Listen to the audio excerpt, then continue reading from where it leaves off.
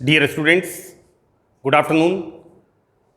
Myself Dr. Ashish Garg, Associate Professor in Chemistry, SEET RN Ruia government college Ramgarh Shekhawati district Sikar Rajasthan. बच्चों BSc part third में हमने topic start किया है magnetic properties of transition metal complexes, संक्रमण धातु यौगिकों में चुंबकीय गुण। मैंने इस लेक्चर के पहले दो पार्ट्स के अंदर मैग्नेटिक प्रॉपर्टीज को बताया था। बच्चों मैंने फेरोमैग्नेटिज्म ये सेकंड पार्ट में भी डिस्कस किया है। कुछ पार्ट इसका बाकी था, वो मैं यहां पर पुनः दोबारा एक बार मैं यहां पर हम स्टार्ट करेंगे। बच्चों देखिए, हमने देखा कि संकुल धातु यौगिक जिनमें metal ligand coordinate bond formation होते हैं, इनमें मेटल में उपस्थित इलेक्ट्रॉन्स वो युग्मित होंगे या अयुग्मित होंगे, पेयर्ड होंगे या अनपेयर्ड होंगे। ये इस बात का निर्धारण करते हैं कि इसमें किस प्रकार के चुंबकीय गुण होने चाहिए। हमने पार्ट 1 में और पार्ट 2 में पैरामैग्नेटिज्म अनुचुंबकत्व एवं डायामैग्नेटिज्म प्रतिचुंबकत्व, इनके बारे में हमने डिस्कस किया था और मैंने बताया था कि किस तरह से किसी संकुल यौगिक में धातु आयन के पास जब अनपेयर्ड इलेक्ट्रॉन्स होते हैं तो वो अनुचुंबकत्व पैरामैग्नेटिज्म शो करता है, और संकुल में धातु आयन के पास जब इलेक्ट्रॉन्स युग्मित होते हैं तो वह प्रतिचुंबकत्व डायामैग्नेटिज्म शो करता है। चुंबकीय बल रेखाएं प्रतिकर्षित होती हैं। बच्चों देखिए, मैंने यहां पर फेरोमैग्नेटिज्म, तो देखिए हमने फेरोमैग्नेटिज्म स्टार्ट किया था तो मैंने बताया था कि किस तरह से यह गुण फेरोमैग्नेटिज्म आयरन का गुण होता है, इसलिए इसका नाम, this is the property of iron, so that name of this property is ferromagnetism, लोह चुंबकत्व, राइट। देखिए होता क्या है कि एक प्रकार से यह अनुचुंबकत्व है ना, और हमने देखा कि किस तरह से लोह चुंबकीय पदार्थ जब उनको हम मैग्नेटिक फील्ड में रखते हैं तो उनके अंदर जो मेटल आयन होते हैं उनके इलेक्ट्रॉन्स एक समानांतर स्पिन, इसको हमने लिखा है यहां पर एक द नेम इज इस तरह से बच्चों जो संकुल यौगिक होते हैं उनमें धातु आयन और धातु आयन के जो अनपेयर्ड इलेक्ट्रॉन्स होते हैं उन सबकी स्पिन एक समान हो जाती है और प्रॉपर्टी डेवलप होती है फेरोमैग्नेटिज्म। हम यहां पर इसको स्टार्ट करते हैं कि विनिमय युग्मन प्रक्रिया, एक्सचेंज कपलिंग प्रोसेस। बच्चों राइट, ये मैं जो आपको बताना चाह रहा था कि ये जो विनिमय युग्मन प्रक्रिया, यानी किसी संकुल यौगिक को जब हम चुंबकीय क्षेत्र में रखते हैं तो उसमें मेटल में उपस्थित unpaired electrons, the process is exchange coupling process, विनिमय युग्मन अभिक्रिया। इस प्रक्रम के द्वारा, यानी अगर किसी आयन में एक इलेक्ट्रॉन क्लॉकवाइज है, दूसरा एंटी क्लॉकवाइज है, क्लॉकवाइज है, एंटी क्लॉकवाइज है, या दो क्लॉकवाइज हैं, दो एंटी क्लॉकवाइज हैं, ये सब इस प्रक्रिया के द्वारा, आयन युग्मन प्रक्रिया के द्वारा, ये सभी इलेक्ट्रॉन्स, इनका स्पिन चक्रण एक समान दिशा में हो जाता है, राइट। तो दिस प्रॉपर्टी को हमने कहा था फेरोमैग्नेटिज्म। तो बच्चों यहां पर मैंने अभी तक इसको थोड़ा रिपीट किया है और अब हम इसको आगे चलते हैं। यहां पर हमारे चैप्टर के अंदर मैंने पार्ट 2 में जो आपको फेरोमैग्नेटिज्म के बारे में बताया था उसका बैकग्राउंड मैंने आपको बताया है। यहां पर ये प्रोसेस विनिमय युग्मन प्रक्रिया, इस प्रोसेस में जब सभी परमाणुओं के अयुग्मित इलेक्ट्रॉन्स का इलेक्ट्रॉनिक चक्रण समानांतर हो जाता है, इस तरह से संकुल में एक मेटल तो होता नहीं है। हम जब कॉम्प्लेक्स की बात करते हैं तो क्या होता है, कॉम्प्लेक्स के अंदर जो विभिन्न मेटल आयन हैं उनके अंदर क्या होता है, उनके अनपेयर्ड इलेक्ट्रॉन्स इस तरह से पैरेलल हो जाते हैं। तो बच्चों ये जो स्पिन समानांतर, इलेक्ट्रॉनिक चक्रण समानांतर होता है, इसे दिस इज द पैरेललिज्म, समानांतरण लॉक हो जाता है। यानी ये इन सब की स्पिन इसी दिशा में परमानेंट हो जाती है, लॉक हो जाता है से मतलब स्थायी रूप से इनका चक्रण समानांतर हो जाता है। अब यदि इसके बाह्य चुंबकीय क्षेत्र को हटा भी देते हैं तो बच्चों इसका चुंबकीय क्षेत्र नष्ट नहीं होता और ये एक स्थायी चुंबक बन जाता है। मैं आपको एक बार फिर बता दूं कि एक तरह से ये पैरामैग्नेटिज्म जिसमें अनपेयर्ड इलेक्ट्रॉन होता है ना, उसका अपडेटेड फॉर्म है। और यहां पर जब हम इस प्रकार के संकुल को जिनमें कि अनपेयर्ड इलेक्ट्रॉन्स होते हैं उनको चुंबकीय क्षेत्र में रखते हैं तो उनका जो स्पिन होता है वो स्पिन पैरेलल हो जाता है और चुंबकीय क्षेत्र हटाने के बाद भी इनका स्पिन पैरेलल ही रहता है, यानी मैग्नेटिक प्रॉपर्टी बनी रहती है। राइट, तो दिस इज द हमने देखा कि किस तरह से लोह चुंबकत्व में हम आगे अध्ययन करते हैं। इस प्रकार के फेरोमैग्नेटिक कंपाउंड को जिनमें स्थायी चुंबकत्व प्रेरित किया गया हो, राइट, यानी हमने यहां पर क्या किया है, वी इंड्यूस्ड मैग्नेटिक प्रॉपर्टी, यहां पर एक परमानेंट मैग्नेटिक प्रॉपर्टी को हमने इंड्यूस किया। कैसे इंड्यूस किया, हमने मेटल कॉम्प्लेक्स को मैग्नेटिक फील्ड में रखा और इनमें संकुल में, इनमें से मतलब है कि संकुल में जो मेटल आयन है उसके इलेक्ट्रॉन्स को हमने समानांतर, उनकी स्पिन को हमने समानांतर चक्रण एक दिशा में कर दिया और एक परमानेंट मैग्नेट का हमने फॉर्मेशन किया। तो यहां पर स्थायी चुंबकत्व प्रेरित हमने किया। तो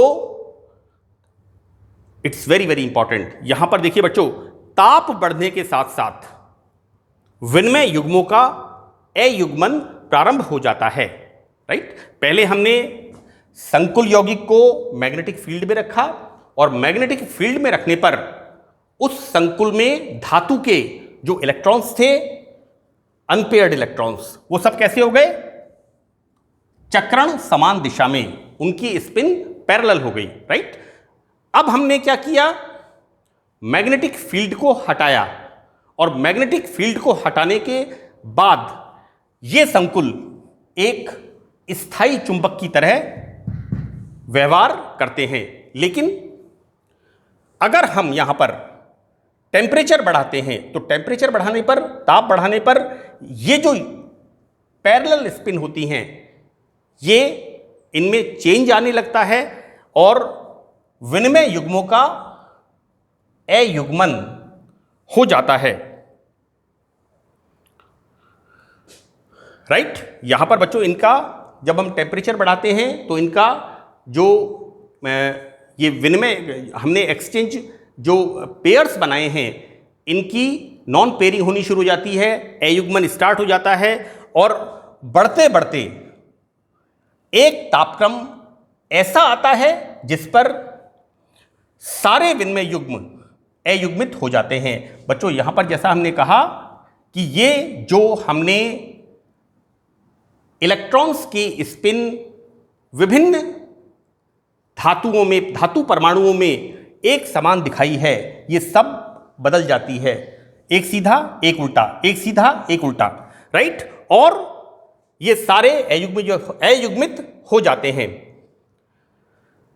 इस प्रकार यहां पर यह चुंबकत्व नष्ट हो जाता है, अर्थात फेरोमैग्नेटिक कंपाउंड पैरामैग्नेटिक हो जाता है। बच्चों वापस पहले हमने पैरामैग्नेटिक कंपाउंड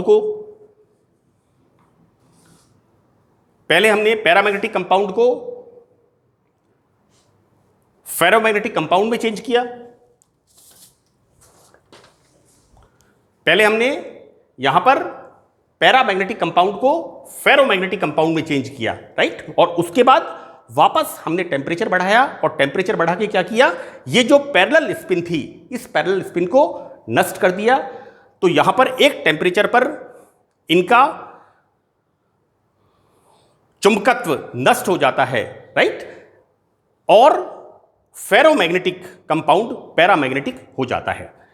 बच्चों यहां पर वो टेम्परेचर जिस पर ये जो पैरेलल स्पिन होती है ये समाप्त हो जाती है, तो बच्चों इस टेम्परेचर को हम कहते हैं Curie temperature. This is TC, C for Curie, this temperature is Curie temperature. बच्चों यहां पर आयरन, कोबाल्ट, निकल, इनके लिए क्यूरी ताप का मान क्रमशः दिस इज द 1043, 1404 एवं 631 डिग्री केल्विन होता है। ये बच्चों दिस इज आयरन के लिए इतना होगा, कोबाल्ट के लिए इतना होगा और निकल के लिए इतना होगा, राइट। तो बच्चों ये हमने यहां पर कंप्लीट किया फेरोमैग्नेटिक प्रॉपर्टी को। Now we start anti ferromagnetic property, anti ferromagnetism. बच्चों यहां पर इन यौगिकों में एक्सचेंज कपलिंग के पड़ोसी परमाणुओं के इलेक्ट्रॉन का चक्रण समानांतर होने के स्थान पर विपरीत होता है। बच्चों एंटी फेरोमैग्नेटिज्म, देखिए यहां पर क्या हो रहा है, फेरोमैग्नेटिज्म हम जब किसी संकुल यौगिक को मैग्नेटिक फील्ड में रखते हैं तो यहां पर इनका चक्रण समानांतर हो जाता है, लेकिन यहां पर क्या हो रहा है, एक का समानांतर एक का विपरीत, राइट, एक का क्लॉकवाइज एक का एंटी क्लॉकवाइज, इस तरह से। यानी यहां पर जो समानांतर चक्रण होता है वो समाप्त हो जाता है, अतः क्रिस्टल का चुंबकीय आघूर्ण शून्य हो जाता है, राइट। देखो बेटा यहां पर हमने जब किसी संकुल यौगिक को मैग्नेटिक फील्ड में रखा तो मैग्नेटिक फील्ड में रखने पर जो मेटल था उसके अंदर अयुग्मित इलेक्ट्रॉन्स का समानांतरण चक्रण हो जाता है, राइट, और वो एक स्थायी चुंबक बन जाता है। अगर हम चुंबकीय फील्ड हटा भी लेते हैं तो वह एक स्थायी चुंबक का व्यवहार करता है। यहां पर क्या हो रहा है, यहां पर यह पैरेलल स्पिन पैटर्न समाप्त हो जाता है और हम देखते क्या है कि यहां पर क्रिस्टल का चुंबकीय आघूर्ण 0 हो जाता है। This is the anti ferromagnetism. बच्चों एक निश्चित ताप जिसे यहां पर कहते हैं नील ताप, बच्चों N का मतलब है Neel and this is the temperature Tn पर एंटी पैरेलल एक्सचेंज कपलिंग समाप्त हो जाती है और यौगिक पैरामैग्नेटिक हो जाता है। तो बच्चों देखिए यहां पर हमने देखा था कि किस तरह से क्यूरी टेम्परेचर, एक टेम्परेचर ऐसा आता है जब ये पैरेलल स्पिन पूरी तरह से समाप्त हो जाती है, राइट, एक पैरेलल एक एंटी पैरेलल, एक क्लॉकवाइज दूसरा एंटी क्लॉकवाइज, राइट, उसे हमने कहा था क्यूरी टेम्परेचर। और यहां पर होता क्या है कि ये एंटी पैरेलल, एक का क्लॉकवाइज दूसरा एंटी क्लॉकवाइज, तो ये जो स्पिन होती है बच्चों यहां पर ये पैरेलल एक्सचेंज कपलिंग समाप्त हो जाती है और यौगिक कंप्लीटली पैरामैग्नेटिक हो जाता है। तो बच्चों यहां पर मैंने एक ये ग्राफ बनाया है, इस ग्राफ में बताया है कि किस तरह से चुंबकीय प्रवृत्ति, राइट, यहां पर हम देखेंगे चुंबकीय प्रवृत्ति and this is the temperature degree Kelvin. बेटा this is the Tn Neel temperature, और नील टेम्परेचर किसके लिए था, एंटी फेरोमैग्नेटिज्म, कि जब यहां पर ये टेम्परेचर बढ़ता है तो किस तरह से ये अनुचुंबकीय हो जाता है, और ये क्या शो कर रहा है, फेरोमैग्नेटिज्म। कि किस तरह से जब टेम्परेचर बढ़ता है तो टेम्परेचर बढ़ने पर क्यूरी टेम्परेचर पर यह पदार्थ अनुचुंबकीय की तरह, पैरामैग्नेटिक की तरह व्यवहार करता है। तो यह ग्राफ बड़ा क्लियर है बच्चों। यहां पर पहला बीच वाला यह क्या इंडिकेट कर रहा है? अनुचुंबकत्व, राइट, और पैरामैग्नेटिज्म। और यहां पर हम देखते क्या हैं कि this is the Neel temperature, कि किस तरह से एंटी फेरोमैग्नेटिक कंपाउंड टेम्परेचर बढ़ाने पर यहां पर यह पैरामैग्नेटिक प्रॉपर्टी शो करता है, और यह compound, this is ferromagnetic compound, ये बच्चों इसे हमने यहां पर कहा था Curie temperature. This is the